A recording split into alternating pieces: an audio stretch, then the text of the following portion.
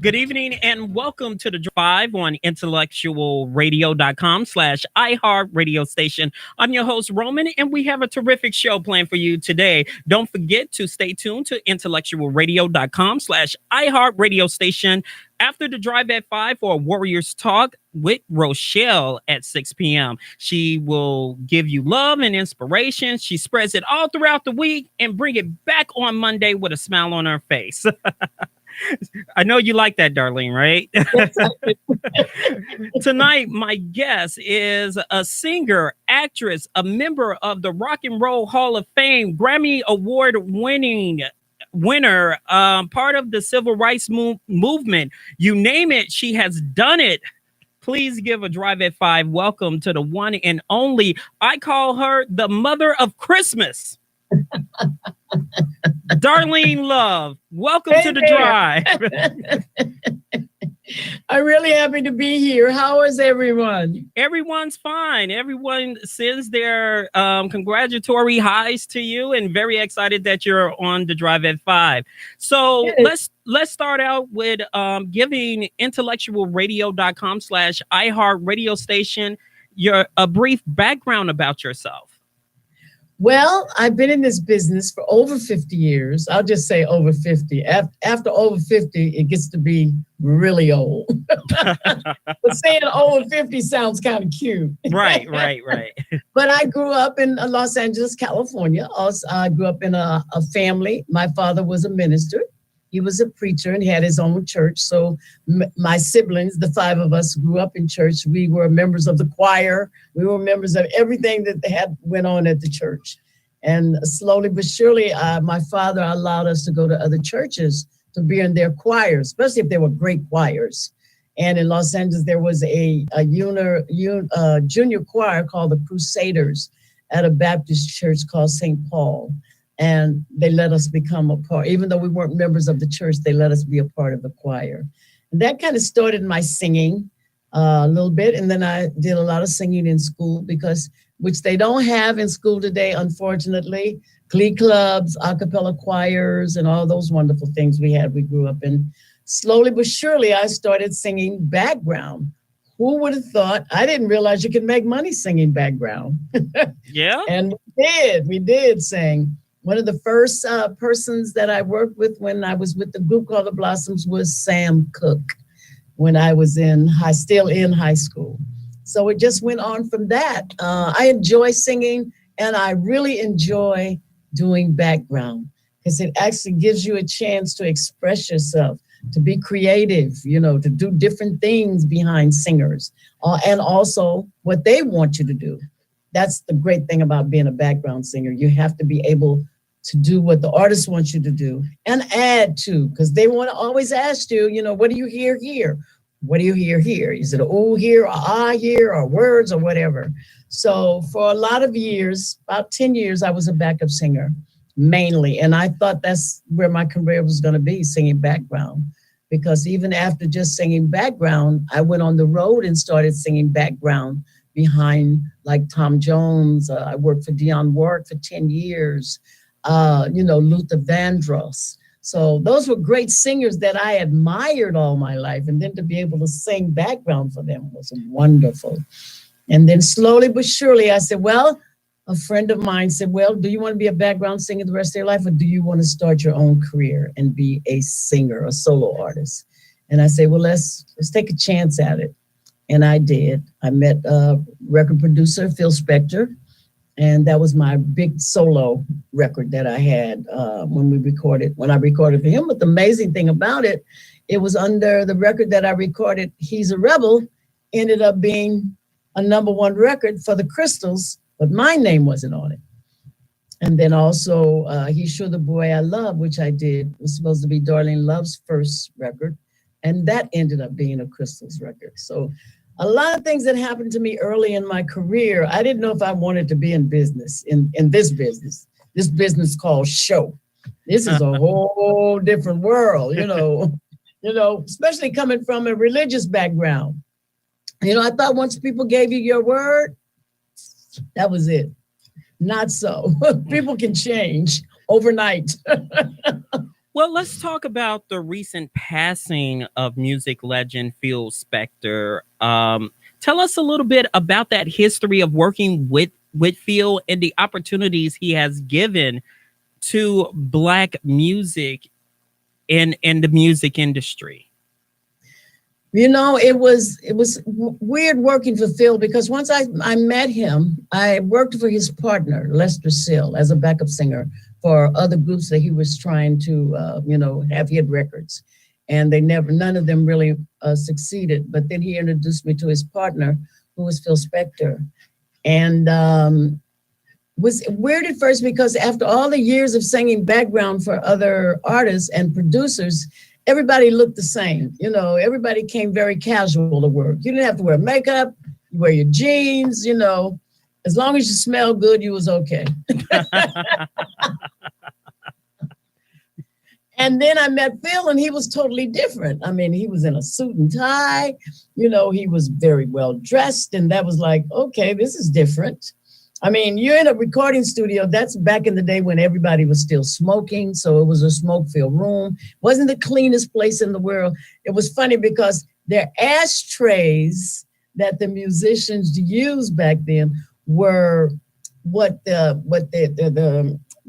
drummers kept their stuff in, their head things in.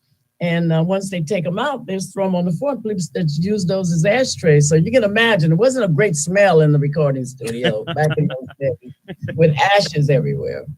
But it was interesting. And you were free, to do what you wanted to do in recording sessions. Phil was a different thing because he taught me, he's a rebel, showed me how he wanted me to sing it. And I recorded it. And within a month, it was a #1 record in the country, which amazed me because here's my record, a #1 record all over the country and then all over the world. And nobody knew it was me except for the people who were in the studio that was with us when we did it. Phil had a sense of what he wanted. What you didn't have to, the producers usually don't have as much as Phil Spector had. He knew everything he wanted. He knew how he wanted you to sing.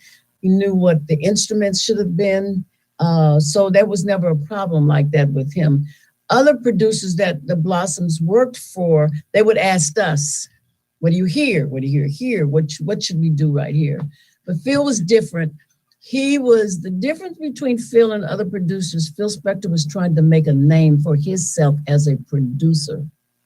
He was one of the first producers that put his name on the record, produced by Phil Spector. And because he had girl groups on his label, he switched us around. We were all signed to his label, but he could put out any record that he wanted to put out with anybody's name on. He wanted to put it on. We didn't know that at the time. That was very illegal. But a lot of times when you're not really investigating the business side of recording, you're just excited about having your voice on a record. Things never turned out right if you don't take care of the business of what you're doing, unfortunately. You were the members, one of the members of the Crystals, the Blossoms, Bob Sox, and the Blue Jeans. Bobby Sox. Bobby Sox. On my notes, it says Bob Sox. Bobby Sox and the Blue Jeans. Give us a synopsis of being a member of those groups. You said at the time, it seems like, okay, you had one group here, the other group in the other room, and then go room to room to do background vocals. Am I correct? No, it didn't happen quite like that. Oh, No. okay. Well, the only reason I became a Crystal, and I was not a member of the Crystals. The Crystals were in New York, and I was in California, and they were too young to fly alone. They were like 13, 14 years old, and their parents would not let them fly to California. So Phil wanted to put that record out right away. That's why he hired the Blossoms to record He's a Rebel and He's Sure the Boy I Love. Phil Spector came up with this idea to do a song called Zippity Doo-Dah, which was a fantastic record the way he did it. It was from the movie The Song of the South, was a great, great, great song. But he had no name for the group. So in the 60s, girls wore what they call jeans, blue jeans, not Levi's, but they called them jeans, blue jeans.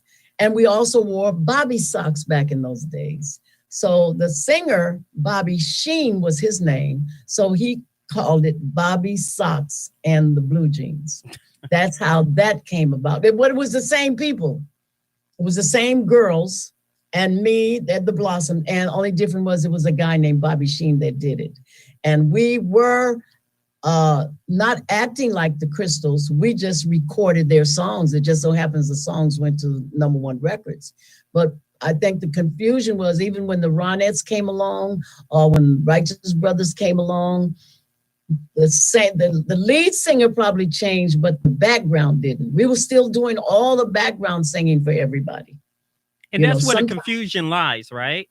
Exactly. Because we were never in the studio. We were all in the studio together, but wasn't the Crystals came in, the Ronettes came in, Bobby Socks and the Blue. We were all the same people, except for, the single artists like the Righteous Brothers. It was 2 guys and they did all their singing. We just did the background. You know what I'm saying? And that's where the difference, because when you went out on the road, they wanted you to be the Crystals or they wanted you to be the Bobby Socks and the Blue Jeans and try to explain to them, that's who we are. We are Bobby Socks and the Blue. We are the Crystals. We are Darlene Love. We are the Blossoms. It's just that Phil just put us all together and put names on us. He had the Crystals already. That was the #1 group he already had. They were in New York. But because he couldn't get them in California, and he wanted to record that song, He's a Rebel, so bad, and hurry up and get that record put out. It was already recorded by a girl named Linda Carr.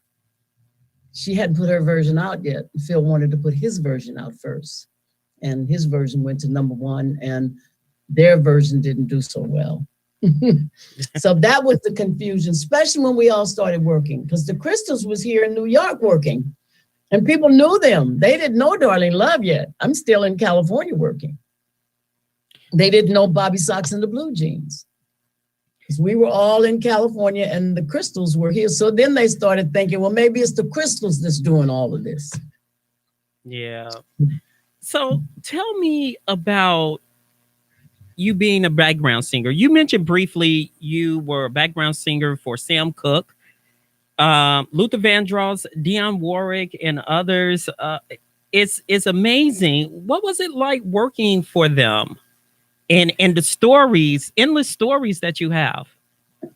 The stories are wonderful. Working with Luther Vandross, I think, was the most fun that we all had, because Luther also was a backup singer when he started in this business. So his love was backup singers, and his love was also girl groups. So when we started working for Luther, he had the top background singers because his ear was unbelievable. He heard who was singing too loud or too soft and need to sing a little more, move back, move in.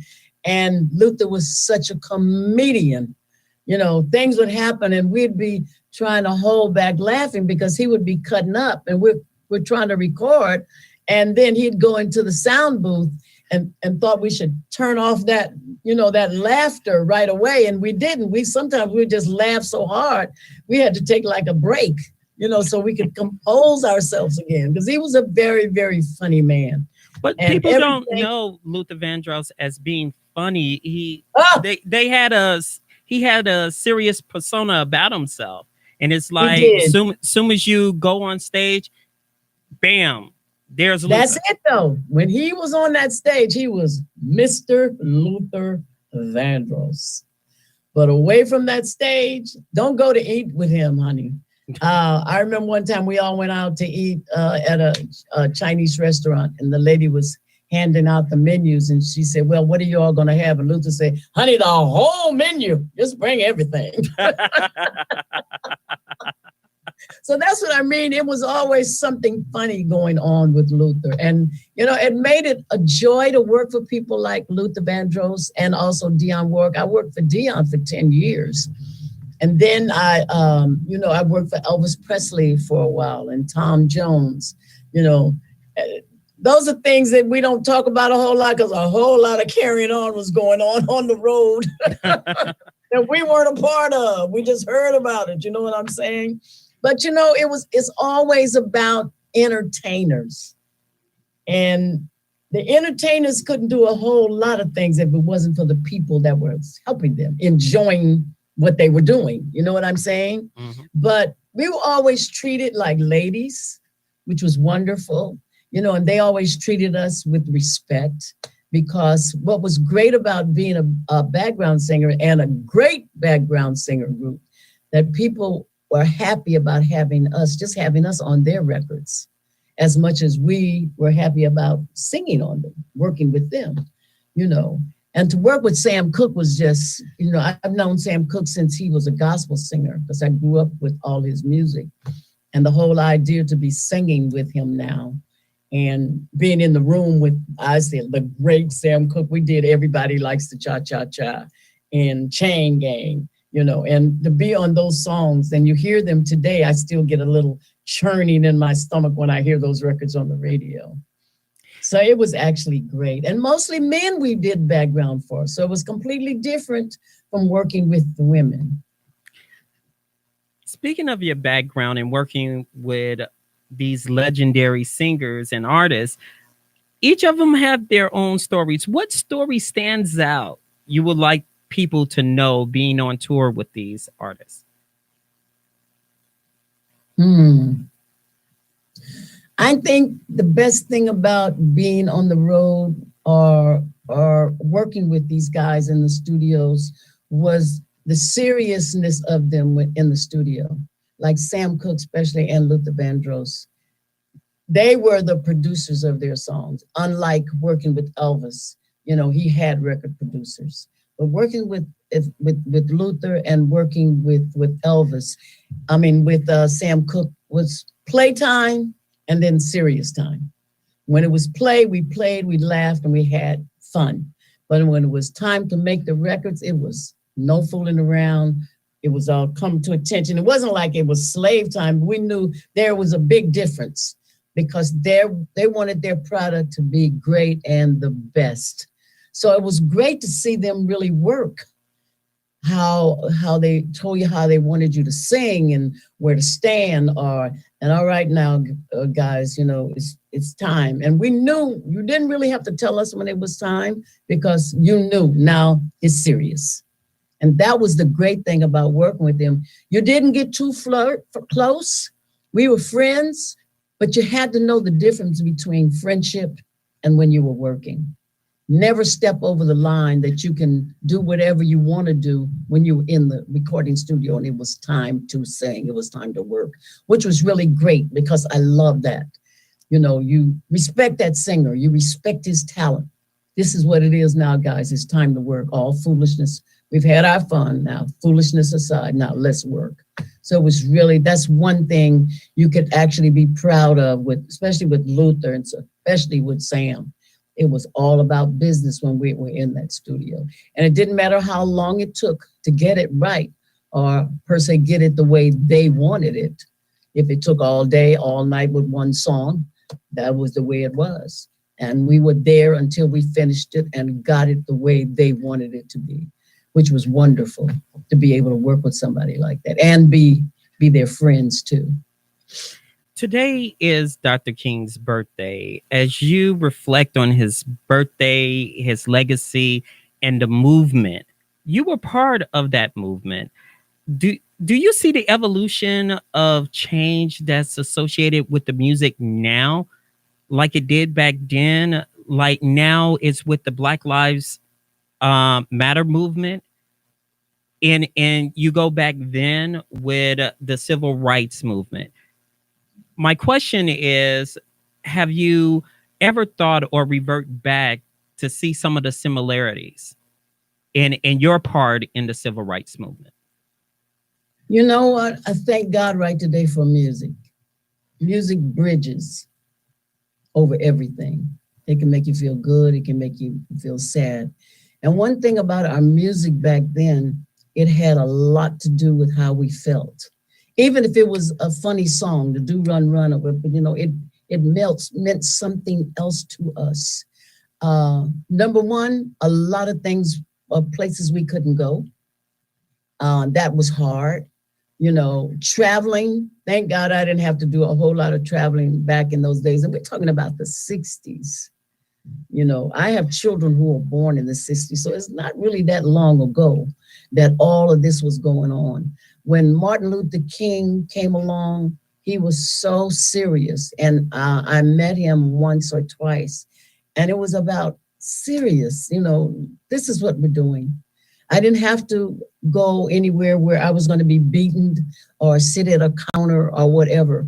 But what we did do, we let people know that we were not satisfied with what's going on. We're a big part of this movement. We're a big part of our lives. I lived in San Antonio, Texas in the 50s and the 60s. I saw the signs that says white and colored. We went to the movies where we had to go around in the alley and get an elevator and go up to the 10th or 3rd floor to see the movies. Today, when I look back and say, we went through this, you guys, and I mean through this, we got through it, and you kept yourself, not kept yourself pure, but you kept yourself where, we have to get through this. We have rights. And we have to follow what Dr. King is saying. You know what I'm saying? We can't be divided, you guys. We have to stay on track, stay in our lane, do what we're supposed to do to make this world better for everybody else. And the really thing that hurts me today more than anything, when I find a Black person that does not vote because they say, my one vote doesn't matter. That is so untrue. Everybody's vote matters. And Black life matters. We didn't say that. We said voting matters. You have a right to vote. You should go and vote. And what people gave up so we could vote, to me, it's a crime when you will not go and vote. I'm not telling you who to vote for. I'm just saying go and vote. You know what I mean? So I will always admire Dr. King. I mean, he is flesh and blood that we were able to touch. And there were so many people that went through that we weren't able to touch or to feel. But we can remember them by doing things that's going to keep on keeping on, to keep us to be where we should be. And it's very, very personal to me because we have, you have that thing in the Black families and in the neighborhoods where, the lighter, the tanned, the dark Black people, and then you have the light people. And it was so unfair for the dark people to be against us because we were light. We didn't have anything to do with our color. You know what I'm saying? So we have to learn ourselves where we are and what we came from. We're all the same. I don't care what color we are. And one day, like Martin Luther King says, one day he's going to be able to see his children, our children, where people don't see the color of your skin, because it's really not that important. As long as you're doing what you're supposed to do and being where you're supposed to be, it doesn't matter about the color of our skin. We all got to go through this. Everybody. The white, the Black, the Spanish, the Jews, the everybody, you have to go through this. It's not just one race. It's what we should be. Let me tell you a story that I find very unique. I travel a lot, but when I travel out of the country, you have your passport, and they asked you what nationality you are when you go through, the line, get your papers and things. And I said, well, I'm Black American. They said, no. What nationality are you? And they had to remind me I was an American. Because that's what our passport says. You are American, a United States American. And I didn't even think about it. That's what we all are. We are citizens of the United States of America, all of us, no matter what colors, where we came from or whatever. And when we get to that point where we just think of all ourselves, as Americans, and not a great singer. The Blossoms were the first Black background singers. I didn't even think about that at the time. 1978. There weren't any Black background singers before us. Then you think about that, and we didn't think about ourselves, and the people that we worked with didn't think about us being Black. They just thought about it, y'all some great singers. You know what I mean? But then later, what history will say, you were the first. One day, hopefully before I leave this planet, we're going to all be thought about as Americans. And I think that really is the bottom line. That's my heart, that one day we'll all be just thought of as Americans. You met Dr. King once or twice, you said. What was your fondest memories of meeting him, touching him? And I don't know if you had an opportunity to have a discussion with Dr. King. Tell us about that. No, I never did. Unfortunately, I never did get a chance to actually meet him. But being around him, you know, you don't want to put man on a pedestal. You want to think of him as a godly man, a good man trying to do a great work. Being in his presence, just in the room, was a completely different feeling. His whole spirit just filled up the room because you know he was the real thing. He was the real deal. And he paid for being the real deal, the real thing. He gave his life for what he believed. And even if you never saw him or if you just heard about him, you know, what I hate, you know, as time goes on, you know how you forget about people, you forget about things. Stevie Wonder, I remember talking to Stevie and him saying, this is going to be a holiday. Martin Luther King is going, and that's what he fought for 15 years. He never stopped. And that's all I could think about, having a Martin Luther King holiday. And he was just my God, he was just a real man. You know, no heirs, just a man on a mission. And that just reminds me of Jesus Christ. He was here and he was on a mission. He came here for one reason, and that's what he did. And he left here. Same thing like Martin. I'm getting chills now. He came here on a mission, whether he knew it or not. And he was successful at doing that mission. And then he did his job and he went home. So Dr. King left a major impression on you.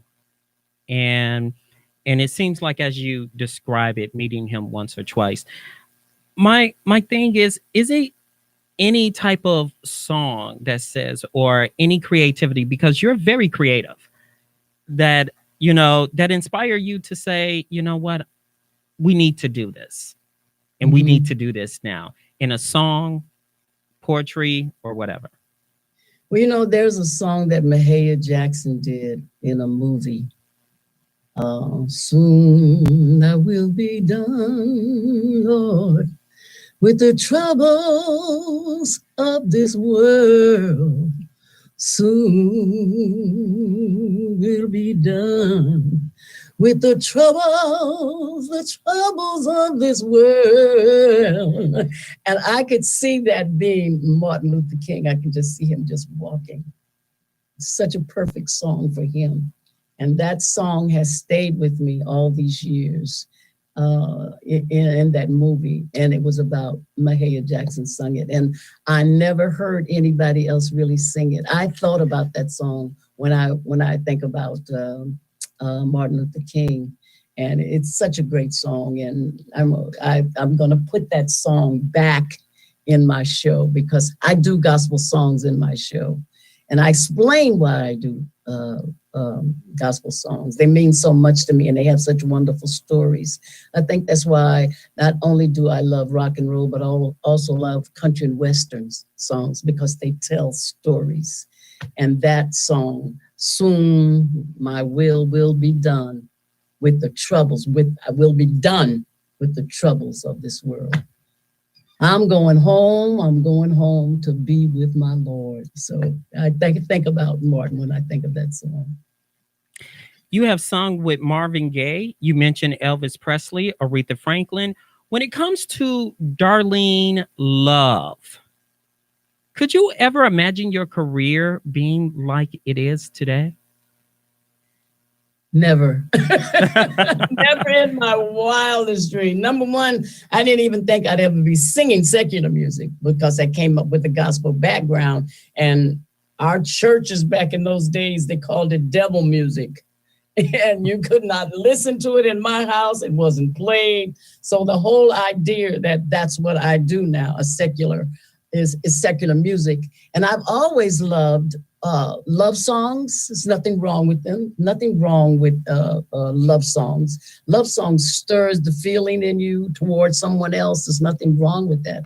So how can it be the devil's music when the Lord created music? Back when we were even before we were even born or even thought about. Music is international music and all kind of music. It's what you do with the music. It's how you sing the songs to it. So that's what I think is the idea that I'm able to sing all kind of music. And when I sing my gospel music in my show, I sing a song called Marvelous. That was by the Hawkins singers, Walter and Edwin Hawkins. And when I sing that song, I get a standing ovation every time I sing it. Even if I don't get a standing ovation for nothing else, or even at the end of the show, that song gets an ovation because of what that song really means, what it says. So, gospel music, rhythm and blues, blues. You have Mahalia Jackson all the way to Aretha Franklin. I mean, come on, it's all different people, different songs and different styles, and I love what I do. I don't want to die on nobody's stage. That ain't my but to be able to sing as long as I can, that's why I still sing, and I sing it the way I feel it. And God has blessed me with a voice that I still have, and I can still give you 150% when I'm on the stage. It's what I love to do. If people think about Darlene Love, I'm sorry, Darlene Love. Sorry, I'm thinking about this news reporter. Darlene Love. What song could best define your artistry? Your talent. You mentioned gospel music, you mentioned R&B, you mentioned even country, but what song can define Darlene Hill and say, that's the song for me? Wow, that's a tough one. I'm sorry for going deep. I'm sorry. Yeah, you deep. You dug deep for that one. There's not really a song that defines me. Gospel defines me more than anything because I find a gospel song that means something. I go back to the old songs, as we say, the old church songs, the old hymns, like Amazing Grace. If you want to know something that really defines me, it could be that song. Amazing Grace, how sweet the sound that saved a wretch like me. I once was lost, but now I'm fine. I'm blind, but now I see. And that could talk about my whole life in that one verse. Because when you start out in this business, you don't know really where you're going. I never thought I'd still be singing I'll be 80 this year. I never thought I'd be still doing what I'm doing now. I never thought about it because I thought maybe the world wouldn't even be here. It was going crazy back then, but here we are and I'm still revolving. I'm still finding new things to do.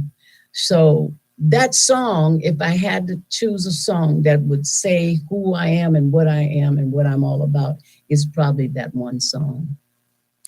What advice would you give an up-and-coming artist to have a long, outstanding career like yours in the music business? One thing I tell them, what you're doing has to mean something. It can't just be all about you. It has to mean something. What are you doing with your life? Who are you helping? This business is rougher today than it's ever been at any time in the creation, I think, of music. It's a hard business. It's either, I'd say it's two things, it'll kill you or it'll make you strong. There's no in between. You fall off. You have your one hit and you fall off. You go, this is too hard. I've had many friends that are unbelievable voices. Man, this is too hard. I've had enough. But I've never felt like that yet. And I hope I never do. They have to have such love for the music that they can create a life for themselves that will help others. Because I think we were here to do that, to help other people, not to hoard it all, but to help. And that's what this music, you have to be hardcore. You have to know what you want. You have to tell people what you want. You can't be slipping and sliding. And today they have a better chance to actually tell people what they want. People listen to you today. But back 50 years ago, man, you good to walk into the studio and sit around and behave yourself. You know what I mean by that.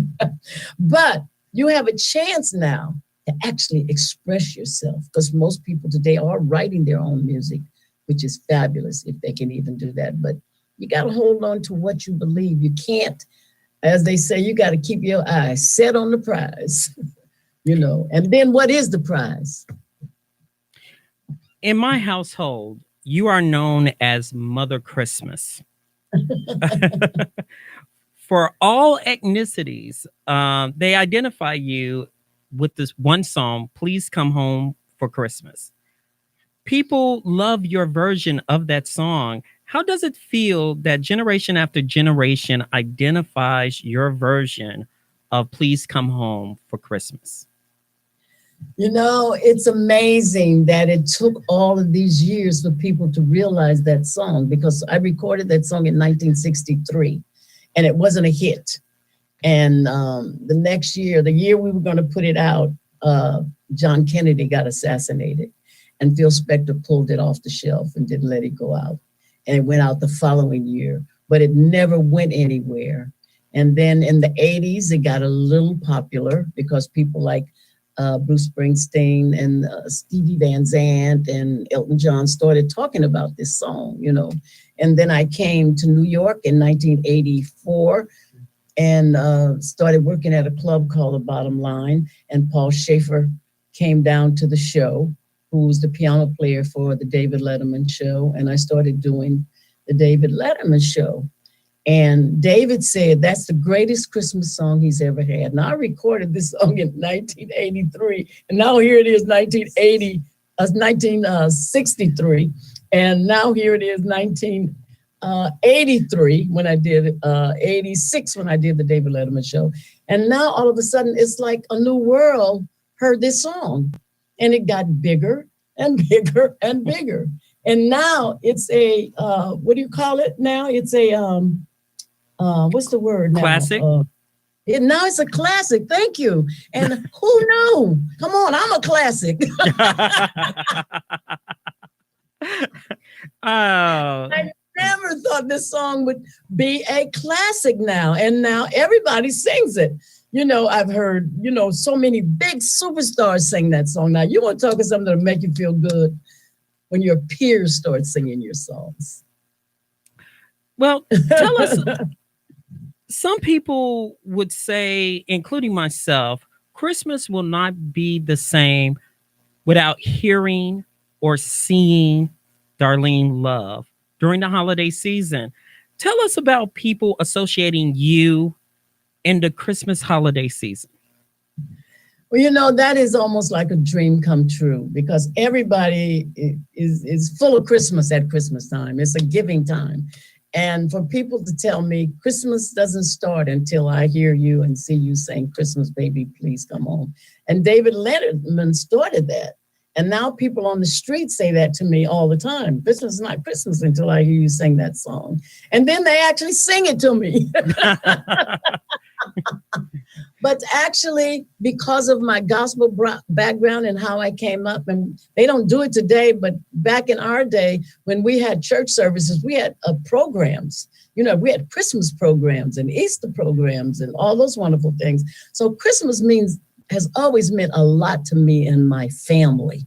So to be able to go and people say, wow, you are Christmas, and there was a little rivalry going on between me and Mariah Carey. I said, child, I got children her age.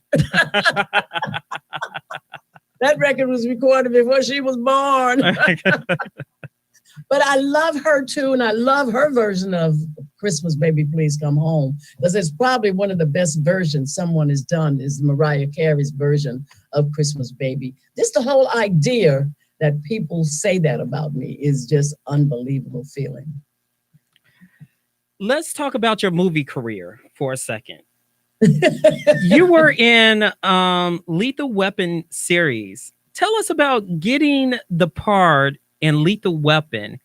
And the movie is now a cult favorite. So tell us a little bit about that.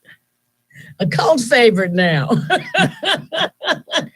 You're a classic, now you're a cult favorite. Yes. Hey, listen, just throw it all. I'll take it. I was doing a show at the Bottom Line in New York, and one of the guys, he's a huge fan, but I didn't know he was. But he was the casting agent for the Lethal Weapon movie. And one night after the show, he said, "Would you do a movie?" And I said, "Why not?"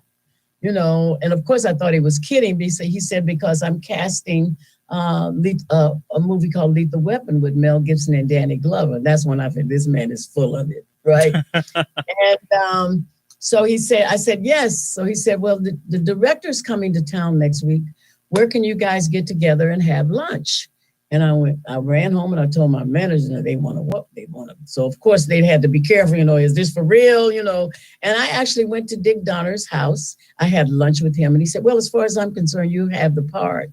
And I hadn't auditioned for the part yet. I didn't even know anything about the movie yet. I was shocked, number one, they gave it to me and I didn't have to audition for it. And that he, just from him talking to me, he knew I was the one he wanted. The thing that they said, they didn't want the average Black girl who was in Hollywood, that's in all the movies, to play that part. They wanted somebody unknown as an actress to play that part. And that's the biggest reason I got that movie. And I didn't know we were going to do 4 of them. So that was like, yes, put some more ice cream in that bowl. So tell us what it's like working with Mel Gibson and Danny Glover on the set. They were actually so great because I was nervous. I'm a singer. They're actors, and they really were comforting to me, telling me I did great. That was a great scene. You're really, really good. Danny was always sleeping. They always had to find him. Where is Danny, y'all? Somebody go to his trailer and wake him up. Mel Gibson was always causing pranks. That's what he did all the time. He was always causing problems with everybody else, It was a lot of fun. So they kept the cast jumping. We were always having fun. So it wasn't a dull moment at all. And Dick Donner, the director, he's a big 6'4" man, and he has one of them thundering voices, that lights up a whole room. So it was great the whole time. Whenever we went back to do, the second one, the third and fourth, it was almost like going back home because it was all the same people. Except every now and then they would use a different star, but it was always the same writers, the same cameramen and everything. So it actually made it fun because we know we were all going back home again. So it was great working with both of those guys. Now you're in Christmas movies now. Remember, you associated with that. Now you're in Christmas movies now and have big roles in it. And then they want you to sing afterwards. So tell us about how the Christmas Chronicles 2 and other Christmas movies and your role in it just came about. And you know what? I'm becoming the Christmas mama. Because I did 3 years ago, I did a movie called Holiday Rush, where I played the aunt. And my nephew in the movie was, he was a wealthy man. He was a disc jockey, but then hard times hit And now here we go. We got all these children. Now I got to try to break it to them. We can't have the same Christmas we've been having for the last 10 years. Okay, so that was a great movie, Holiday Rush. I had a big part in that one. And then Christmas Chronicles was amazing because Chris Columbus, who is the director, I had worked with him before, but then when I thought about how long ago I had worked with him, back in 1992, when I did Home Alone, All Alone at Christmas for Home Alone 2. That's when I sung Christmas, the other Christmas song. And that was because of Steve Van Zandt. And they wanted me to sing Christmas Baby, Please Come Home. And I said, no, let's find another song. And I said, if y'all want another song, you should probably call Steven Van Zandt. And he could probably write a song, which he did, All Alone at Christmas, which is another great, great Christmas song. And then all of a sudden, here comes Chris Columbus again, the director for Christmas Chronicles 2. And all of a sudden, I'm thrown in with what's Alton? Goldie Hawn and oh God, I forgot his name. Kurt Russell, right? Kurt Russell. There you Kurt go. Russell. He is a hoot. Did The View. That's what I do, my Christmas Baby Please. Now, instead of David Letterman, because he's off the air, I do it for The View now. This was the 6th year in a row. And I think it was the 3rd time I was there. Chris was on the show and I met him there. We talked, we took pictures and it was wonderful. I said, where's your wife? I just love Goldie Hawn.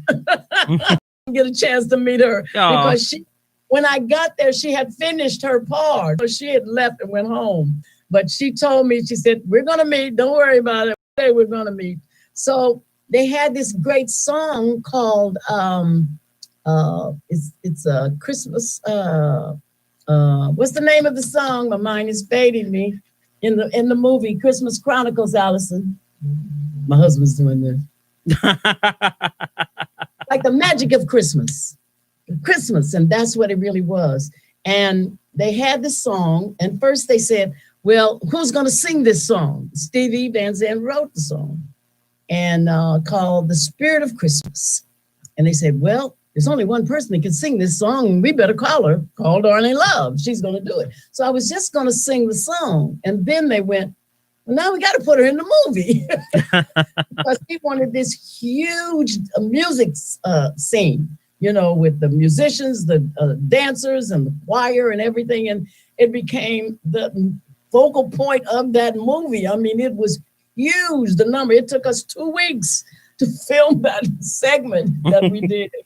And, you know, it's just the whole idea that when Christmas comes along, people think about Darlene Love.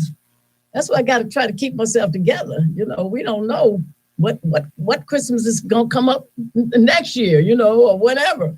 But, and then I did something this year that was different because my fans couldn't see me this year. I could not work. And I do Christmas shows from the end of October to January 1st. I said, what can we do? What can we do? So my agent said, why don't we do a pay-per-view? And I went, anybody got no pay-per-view money? Even though I was doing it for free, you still have to pay the lights and the cameras and the choir and all of those people. We worked it out, and it really came out to be something that I was very, very proud of.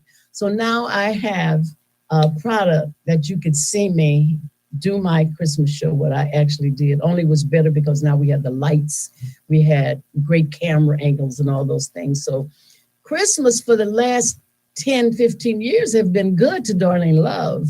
You know, so when I first started doing my Christmas shows, nobody was doing Christmas shows. Number one, nobody likes to travel in the wintertime. So all the entertainers are at home, you know, baking cakes and pies and being with their family. And Darlene Love decides, let's do Christmas tours because, you know, everybody would see me and they said, why don't you do a Christmas show? You know, we see you once a year on David Letterman. We would like to see you. So that started in 1986. And up until last year, when COVID hit, I did my last show that January. And I haven't been back out on the road since. but we're hoping and praying that, things will be better this time of the year and I can get back out there and start working. But you can see why Christmas is my favorite time of the year. Absolutely. Any upcoming projects that your fans and to be out on the lookout for? We're going to be telling soon when we got some sticks in the fire, and the day you never know what's going to happen from one time to another because of everything that's going on with the COVID. And we just have to wait and see. You can't stop. That's the main thing. You can't stop what you're doing. You have to keep your creative juices moving and rolling along, So there's some few things coming up, and I'm just waiting, about to explode, not to be able to say anything about it, but there's some nice things coming up to fight. Well, in the meantime, please give IntellectualRadio.com/iHeart radio station where they can get your music. Oh, wow. Amazon has my music. And you can also go on YouTube and see all my videos. And, you can go on, it's not pay-per-view, you can go on YouTube and you can go on all of those. And also my website, darlenelove.com, you can keep up with where I am and what I'm going to be doing. And that's the best way to keep up with where I am and what I'm doing. Because I hope by this summer, we'll probably be doing outdoor shows, things like that. I mean, we have our fingers crossed, so we hope we'll all be outside by the summertime.